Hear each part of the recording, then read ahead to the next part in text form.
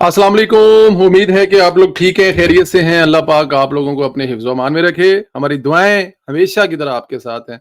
आपके बच्चों पर आपका साया कायम रहे और आपके वालिदैन का साया भी आप पर कायम रहे। खुश रहें, आबाद रहें, पाकिस्तान सलामत रहे, ताक़यामत रहे और पाकिस्तान के बारे में बुरा सोचने वाले को अल्लाह पाक हिदायत दे। हमारा चैनल ज़रूर सब्सक्राइब करें, बेल आइकन को प्रेस करें, ज़्यादा से ज़्यादा व्हाट्सएप ग्रुपों में इसको सेंड करें। जो आपसे राय मांगी जाती है उसका इजहार ज़रूर किया जा रहा है। महसूस नशिस्तों पर पेशरफ्त हो रही है। हालात अब मजीद दलदल की तरफ नहीं जा सकते, अब कुछ ना कुछ होकर रहेगा। इलेक्शन कमीशन का आज एक अहम तरीन इजलास हुआ। महसूस नशिस्तों के तफसीली फैसले पर गौर किया गया। लाहा अमल पर मुशावरत हुई। इजलास कल दोबारा होगा। इधर साबिक secretary election commission Kanwar Dilshad कहते हैं कि इलेक्शन कमीशन का कहना है जब तक इंट्रा पार्टी इलेक्शन का फैसला नहीं होता इस वक्त तक फैसले पर अमल दरामद नहीं करेंगे। आईनी बहरान पैदा हो गया है। इलेक्शन कमीशन दोबारा फिर सुप्रीम कोर्ट जाएगा। इलेक्शन कमीशन भी अपनी एक आईनी पोजीशन पर डट गया। अभी तक इंट्रा पार्टी इलेक्शन का केस ही नहीं निपटा तो महसूस नशीसें कैसे दी जा सकती हैं। बहरहाल इलेक्शन कमीशन के कंडक्ट पर सवाल उठाए गए हैं, लेकिन अभी इलेक्शन कमीशन इसका जवाब देना है। बहरहाल अब खबर यह है कि 8 जज छोड़कर जितने मर्जी आ जाएं, रियासत गैर आईनी फैसले पर अमल करने का इरादा नहीं रखती और नहीं रखना भी चाहिए। देखें, यही कुछ तो होता है। जब माजी में अदालत यही जो अदालतें हैं, माजी में ये किसी और साइड पे खड़ी होती थी। शायद पहली दफा जो एस्टेब्लिशमेंट है वो पार्लियामेंट के साथ खड़ी हुई है, वरना आपको पता है एक साइड पे पार्लियामेंट होती थी और एस्टेब्लिशमेंट जो है वो, और साथ में जो आपकी अदालती सारा सिस्टम है वो साथ खड़े होकर जो पार्लियामेंट का हाल किया करते थे। पहली दफा ऐसा हो रहा है कि पार्लियामेंट के साथ एस्टेब्लिशमेंट खड़ी है। अगर अदालत भी खड़ी हो जाए तो आपका मुल्क आगे जाएगा, मुल्क में बेहतरी आएगी, रोजगार आएगा, लोगों के मसाइल खत्म होंगे। लेकिन नहीं, फैसला किया गया है 8 जजों की तरफ से, हमने ऐसा नहीं होने देना। हमने वही रिपीट करना है जो 2016 और 17 में हुआ था, जब नवाज शरीफ की क्यादत में मुल्क आपका आगे जा रहा था। मुल्क में बेहतरी, बिजली का यूनिट 5 रुपए 90 पैसे था, डॉलर 100 रुपए का था, स्टॉक मार्केट आपकी टॉप पर थी। आने वाले 10 साल के बाद दुनिया की 18वीं बड़ी मईशत बनने जा रहे थे, लेकिन फैसला किया गया नहीं, हमने इम्मी को लेके आना है। अब क्या फैसला किया जा रहा है कि हमको इम्मी को छुड़ाना है और दोबारा वज़ीर बनाना है, लेकिन ऐसा होगा नहीं। और इलेक्शन कमीशन भी अड़ गया। इलेक्शन कमीशन भी कह रहा है भाई जो मर्जी हो जाए, पहले फैसला करो इंट्रा पार्टी इलेक्शन का, क्योंकि ये सारा मसला ही उस वजह से हुआ है। आप उसका फैसला कर दें, वो आपके पास दरखास्त पड़ी हुई है, और उसके बाद फिर अमल दरामद कर देंगे। जब तक उसका फैसला नहीं होगा तब तक अमल दरामद नहीं किया जाएगा। दिखा दिया है आगे से। मैं तोती वाली गल नहीं करनी है तो खैर, अब बात करते हैं नए DGISI की तैनाती पर। जैसे ही नए DGIS की तैनाती हुई है, इमरान खान ने पैंतरा बदला है। सबसे पहले तो शहबाज गिल ने इनके सामने CV पेश की। जनरल साहब सियासत से दूर रहें और हमारा ख्याल रखें। इमरान खान ने अडाला से अहम ऐलान कर दिया। PTI मियांवाली में जलसा करने जा रही थी। जैसे ही DGISI की तैनाती हुई, इमरान खान ने फौरी तौर पर मियांवाली का जलसा मनसूख कराया और पिंडी में जलसा करने का ऐलान कर दिया। अपनी जमात को हिदायत की कि पिंडी में जलसा करें। यानी इमरान खान अब डायरेक्ट पिंडी में जवाब देगा और नए DGISI पर भी प्रेशर डालने की कोशिश करेगा, बिल्कुल ही वैसे जैसे उन्होंने लॉन्ग मार्च के दौरान जनरल आसिम मुनीर की तैनाती रोकने की कोशिश की थी, प्रेशर डालने का एहतमाम किया था। हम नए DGI की तैनाती पर गौर करें तो एक अहम पहलू पता चलता है कि जनरल आसिम मलिक GHQ में जनरल फैज हमीद के खिलाफ होने वाले कोर्ट मार्शल के निगरान भी थे। यानी फैज हमीद के खिलाफ जो कार्रवाई चल रही है इसकी निगरानी आसिम मलिक साहब कर रहे हैं।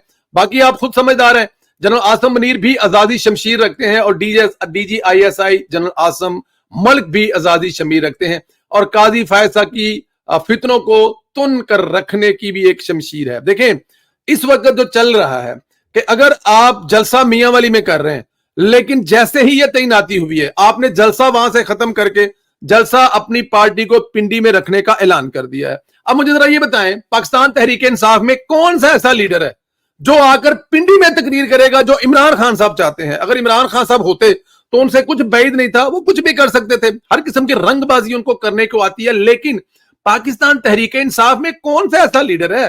क्या अली अमीन गंडापुर पिंडी में आकर तकरीर करेगा जो इमरान खान चाहता है?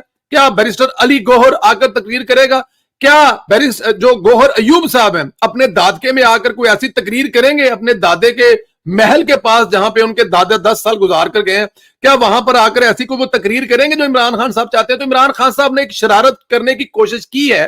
ने DGIS के तैनाती के बाद لیکن میرا خیال ہے کہ یہاں سے منہ کی کھانی پڑے گی. یہاں پہ کسی قسم کی عمران خان صاحب کی دال گلنے والی نہیں ہے. اور عمران خان پہلی بات ہے کہ عمران خان صاحب کی جو پارٹی ہے وہ یہ ہمت اور جرات نہیں کر سکتی کہ وہ پنڈی میں آ کے جلسہ کرے. اور اگر جلسہ کرے گی تو ایک بات یاد رکھیے گا, یہ ایسا ہی جلسہ ہوگا جیسے لاہور میں آیا. نہ اس پہ مروت آئے گا, نہ اس پہ وزیر اعلیٰ کے پی کے جو علی امین گنڈا پور صاحب آئیں گے, نہ ہی اس پر بیرسٹر گوہر صاحب اگر آئیں نہ آئیں, وہ ایک برابر ہیں. اور یہاں پر ظاہر ہے اپنے دادکے آ کر اپنے دادے کے پرانے محل کے پاس آ کر تقریر جو گوہر صاحب ہیں, گوہر ایوب صاحب, وہ تو نہیں کریں گے نا.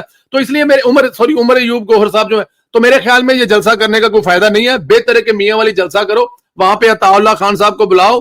وہ ایک تو عطا اللہ خان کو جن لوگوں نے ابھی تک میاں والی میں نہیں سنا وہ بھی سن لیں گے, وہ بھی بلے بلے کریں گے, خان صاحب کو دعائیں دیں گی, اور دوسرا آپ کسی قسم مسئلے میں نہیں پڑیں گے. بہتر یہی ہے. اور پاکستان مسلم لیگ نون کی حکومت, پنجاب حکومت نے آلریڈی وہاں پہ مویشی منڈی میں آپ لوگوں کے لیے ٹینشن لگوا دی ہیں, کھرلیاں شلیاں بنوا دیتی نے. آرام نہ جلسہ ہوتے کرو, اور اس قسم کا پنگا لینے کی کوشش نہ ہی کرو تو بہتر ہے. اچھا, ادھر سپریم کورٹ میں سیاست چل رہی ہے, بھرپور چل رہی ہے. پریکٹس اینڈ پروسیجر کمیٹی کے اجلاس میں جسٹس منصور علی شاہ نے بھی آج شرکت نہ کی. جسٹس منصور نے ترمیمی آرڈیننس پر تحفظات کا اظہار کیا اور اجلاس میں شرکت کیے بغیر چلے گئے. منصور علی شاہ مکمل طور پر پارٹی بن چکے ہیں, ورنہ وہ اجلاس میں ضرور شریک ہوتے, فیصلے کرتے, لیکن انہوں نے شریک ہونے کے بجائے خط لکھ دیا. اب منصور علی شاہ صاحب نظر آ رہے ہیں ہمیں, میرے خیال میں. اب میں اس پر کیا بات کروں یا اس پر میں کیا کہوں کہ منصور علی شاہ صاحب جو ہیں وہ مکمل طور پر ایک پارٹی بن چکے ہیں, اور وہ پارٹی بن کے رول ادا کر رہے ہیں, کردار ادا کر رہے ہیں کہ وہ مطلب کہ آپ پریکٹس اینڈ پروسیجر میں جا کے بیٹھ ہی نہیں رہے. یہ تو ایک اچھا بلا جج تھا, اور وہاں پر بیٹھا ہے کہ دوسرا جج بھی ہے جس نے پہلے اسلام آباد چیف جسٹس اسلام آباد ہائی کورٹ وقت ڈالا ہوا تھا, اور وہاں سے اس کو اٹھا کر اوپر لے جایا گیا. حالانکہ لے جانے والے جب لے جا رہے تھے اوپر تو ان کو کہا گیا تھا کہ جناب یہ اوپر آ کر لڑ جائے گا, یہ کالا پونڈ ہے. لیکن اس وقت ان کی نہ سنیں گی سمجھانے والوں کی, اور وہ اٹھا کر نیچے سے اوپر لے گئے, تو وہ کالا پونڈ اندر بیٹھا ہوا ہے. اب دیکھیں منصور علی شاہ صاحب کے بارے میں تھا کہ یہ بڑے اچھے جج ہیں, سلجھے ہوئے جج ہیں, اور قاضی صاحب کے جانے کے بعد بڑے اچھے طریقے سے چیزیں چلائیں گے. ریاست کے ساتھ ان کی بہت یہ سمجھتے ہیں, ان کے فیصلے بولتے تھے. لیکن انہوں نے جب سے وہ تقریر کی ہے جس میں انہوں نے کہا جی کہ ہمارے فیصلے غلط ہیں یا ٹھیک ہے, یہ فیصلے ہم ہی کریں گے, ہمارے غلط فیصلوں کو بھی ہم ہی ڈیسائیڈ کریں گے, وہ غلط کہ نہیں ٹھیک ہے, اس کے بعد وہ لڑ گئے ہوئے. بٹ اینی ہاؤ, اللہ تعالیٰ کی ذات ان کو ہدایت دے, میں تو یہ دعا کر سکتا ہوں. وزیر اعظم محمد شہباز شریف اقوام متحدہ جنرل اسمبلی کے لیے اجلاس میں شرکت کے لیے آج نیو یارک پہنچیں گے. وزیر اعظم اپنے دورے کے دوران اقوام متحدہ جنرل اسمبلی کے اجلاس سے خطاب کریں گے.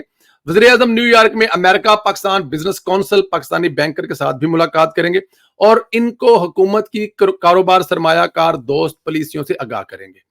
وزیر اعظم اقوام متحدہ کے سیکرٹری جنرل اور گیٹس فاؤنڈیشن کے بانی بل گیٹس, عالمی بینک کے صدر راجے بانگا اور عالمی مالیاتی فنڈنگ کی مینیجنگ ڈائریکٹر کرسٹینالا جارجیوا سے بھی ملاقات کریں گی.